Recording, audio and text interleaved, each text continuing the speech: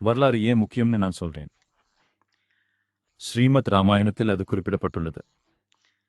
ராமர் தன்னுடைய உண்மையான அடையாளத்தை மறந்துவிட்டார். அதனால்தான் அந்த இடத்தில் பலவிதமான பிரச்சனைகள் வந்தன.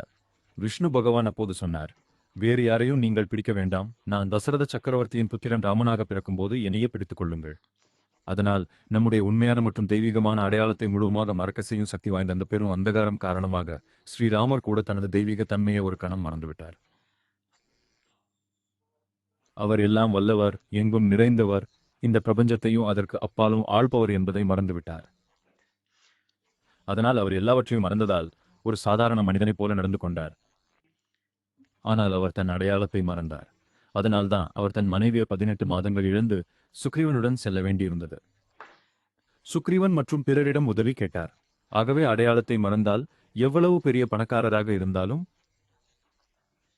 அறிவியல், தொழில்நுட்பம், பாதுகாப்புத் துறைகளில் நீங்கள் சிறந்து விளங்கலாம். பொருளாதாரம் எதுவும் பாதுகாக்காது. அதனால் அடையாளம் முக்கியம். உங்கள் சொந்த அடையாளத்தை வரலாறு மட்டுமே காட்டும். நீங்கள் யார் என்பதை வரலாறு மட்டுமே கற்பிக்கும். உங்கள் வம்சாவளி என்ன, உங்கள் பாரம்பரியம்,